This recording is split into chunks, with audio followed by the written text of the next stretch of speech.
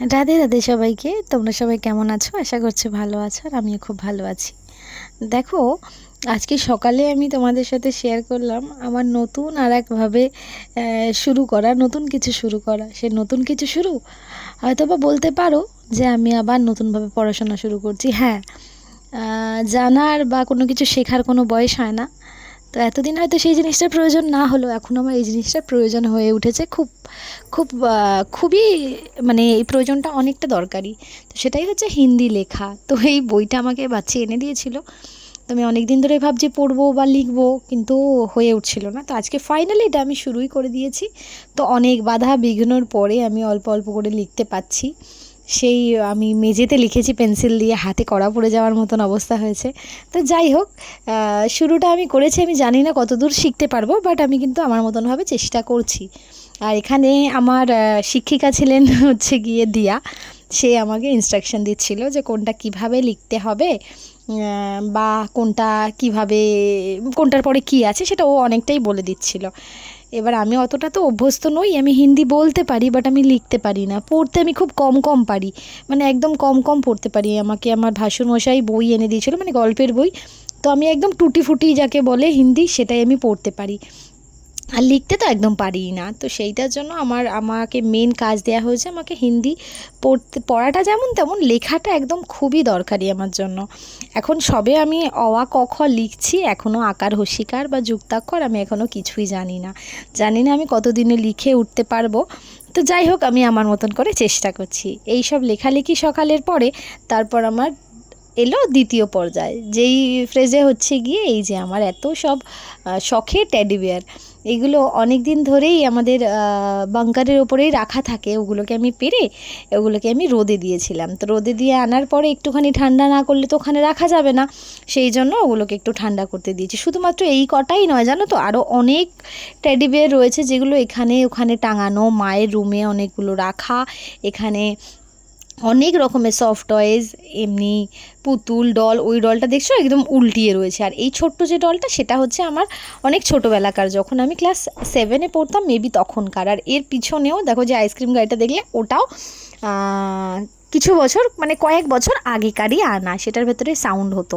তো যাই হোক, এই সবগুলো দেখানোর পরে এবার আমরা রেডি হয়ে বেরিয়ে পড়েছি। দেখতেই পেলে যে আমাদের সাথে সাথে কে কে রয়েছে। দিয়া রয়েছে, মৌ রয়েছে, শুভময় রয়েছে। আমরা সবাই একসাথে ঘুরতে বেরিয়েছিলাম। দুপুরবেলায় সাডেনই ঠিক হয় যে আমরা কোথায় ঘুরতে যাব। তো তখনই সবাই মিলে বলে যে তাহলে কোথায় গেলে ভালো হয়। আমার মাথায় একটু মানে সেরকমভাবে ক্লিক করেনি যে কোথায় যেতে পারি। মোটামুটি আশেপাশের টুকটাক জায়গা তো ঘোরা, এবার একটা সময়েরও ব্যাপার থাকে। তো এই সব কিছু মাথায় রেখে আমি বললাম যে চলো তাহলে কালনার একটা 108 মন্দির আছে, সবাইকার মুখে শুনেছি, আমি কোনোদিনও সেখানে যাইনি, তো সেখানেই চলো। তো যেমন বলা তেমন কাজ, আমরা সবাই মিলে এখানে চলে এসেছি। যাই হোক, এখানে এসে দেখো এখানের মন্দিরটা কিন্তু খুব সুন্দর। কিন্তু এত সুন্দরের সাথে সাথেও আরও একটা কথা না বললে নয়, মন্দিরটা কিন্তু আরও মেনটেন করে রাখা যেতে পারে। মন্দিরটা কিন্তু ঠিকভাবে মেনটেন নয়। দেখতে হয়তো ক্যামেরাতে হয়তো অনেকটাই ভালো লাগছে, কিন্তু তাও সামনাসামনি কিন্তু অতটা সুন্দর নয়। তো যাই হোক, একটা নতুন কিছু দেখা, ভালো লাগা। তো এইগুলো দেখতে বেশ ভালোই লাগলো। এমন নয় যে খুব একটা সুন্দর নয় বলে কিন্তু আমরা দেখিনি, আমরা কিন্তু পুরোটাই ঘুরে ঘুরে দেখেছি। দেখো, আমি দু একটা শিবলিঙ্গ তোমাদের সাথে শেয়ারও করছি। তো এগুলো এরকমভাবে গোলভাবে মন্দিরগুলো একের পর এক গোল করে সাজানো, আর মাঝখানে কটা মন্দির রয়েছে। এখানে কিছু গাছও লাগানো রয়েছে। গাছগুলো বেশ সুন্দর করে কাটা কাটা, ছোট ছোট গাছগুলো, বেশ ভাল লাগছিল গাছগুলো। কিন্তু মন্দিরটা চাইলে আরও কিছু মেনটেন করা যেতেই পারতো। তো যাই হোক, এখানে মন্দিরটা দেখে, মন্দিরটার মানে এক্স্যাক্ট অপোজিটেই একটা রাজবাড়ি রয়েছে।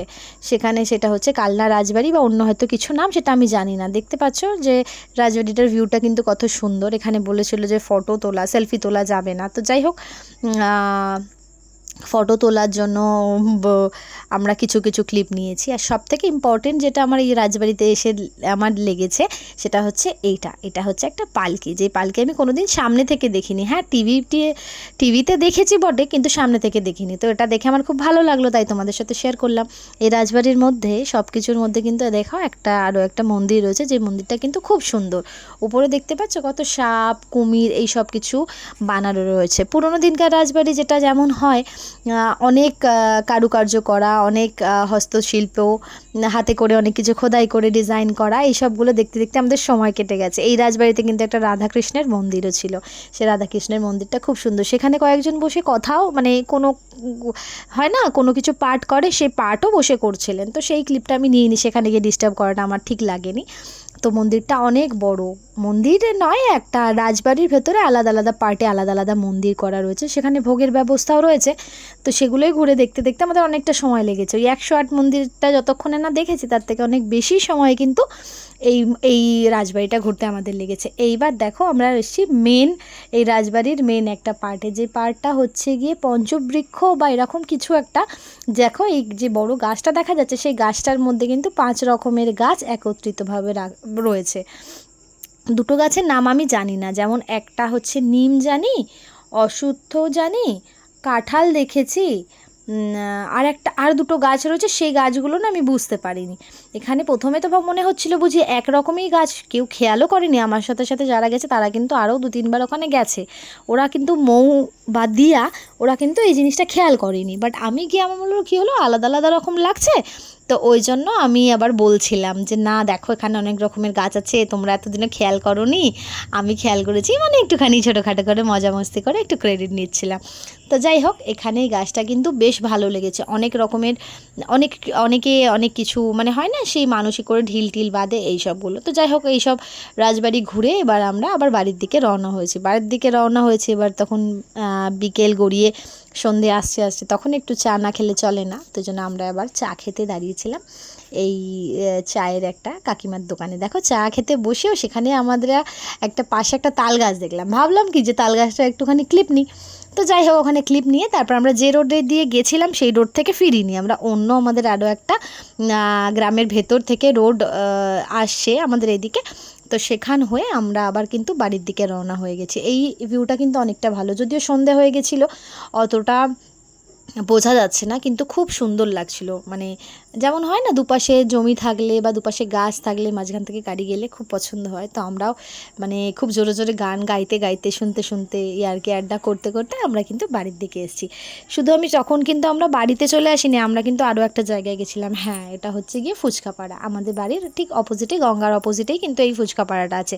এনার কাছ থেকে আমি আগাগোড়াই মানে ফুচকা খাওয়া হয়, মানে আমার জ্ঞান তো যবে থেকে আমি ফুচকা খেতে যাইও পাড়ায় তখন এনার কাছ থেকেই খাই।